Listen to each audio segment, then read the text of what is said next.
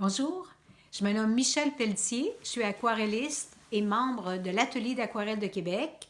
Bienvenue à ma capsule 2 qui portera sur les flocons blancs, un gel médium qui m'a été offert gracieusement par notre partenaire commercial au Maire de Serres. Alors, qu'est-ce que c'est que les flocons blancs? C'est un gel médium de texture qui contient des petits agrégats de taille et de forme différentes, et ce qui fait que lorsqu'on le place sur notre travail, bien, ça fait des textures intéressantes. Le médium gel, les flocons blancs plutôt, on peut les placer avec différents médiums, sauf l'huile. Aussi, lorsqu'il est séché, n'ayez crainte, il ne craquellera pas, ni changera de couleur, ni jaunir, etc. Donc, c'est vraiment intéressant.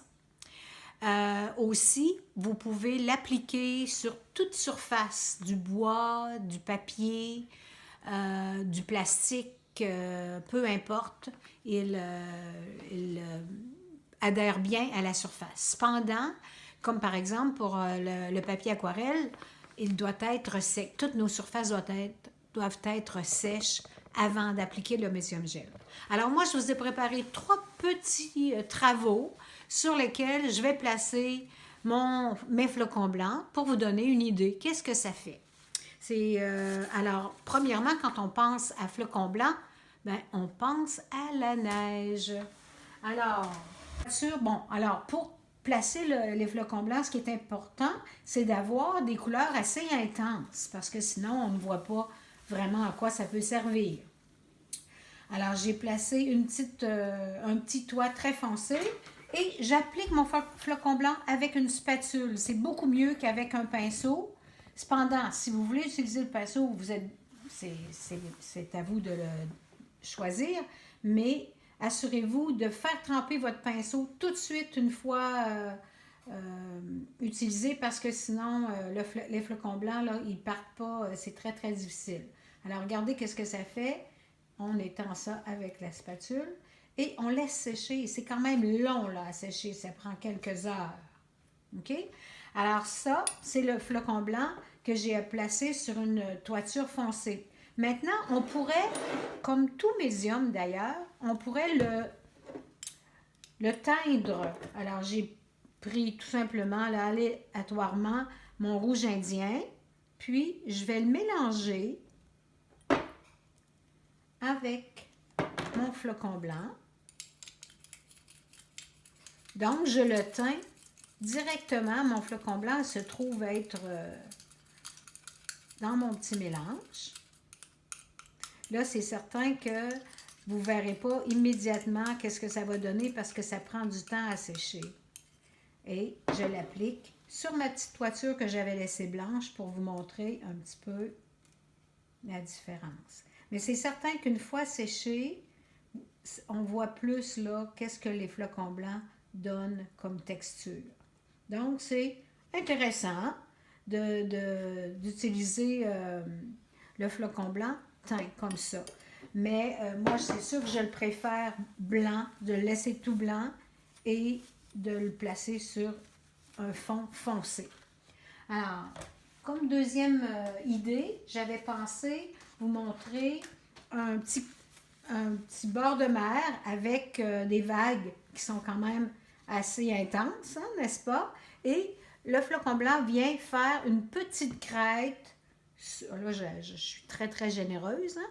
Alors, je forme une petite crête sur le haut de ma vague. C'est très joli. Hein?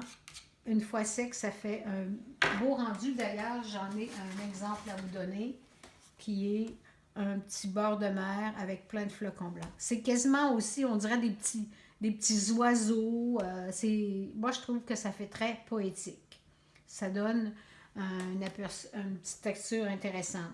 Et ça aussi, on voit vraiment que c'est comme si la vague retombait. C'est intéressant.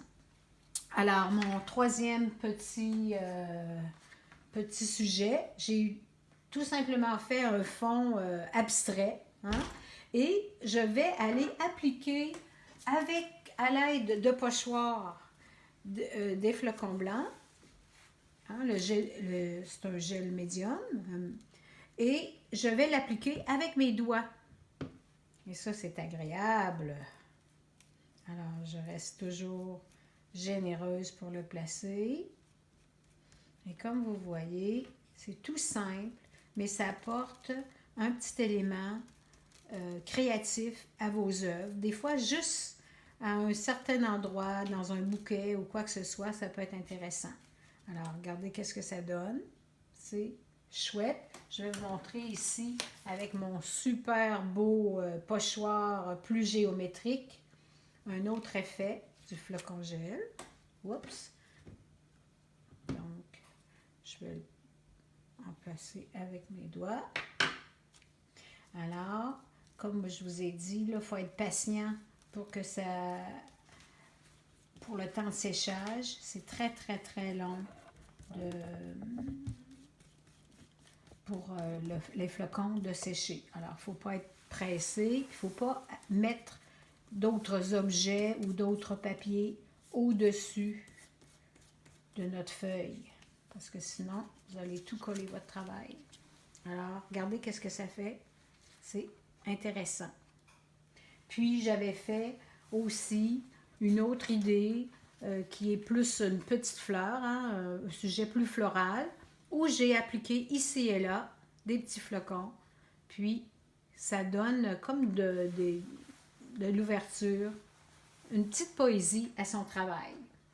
Alors, assez parlé. Maintenant, c'est à votre tour d'aller travailler puis de créer. Alors, à la prochaine et belle création!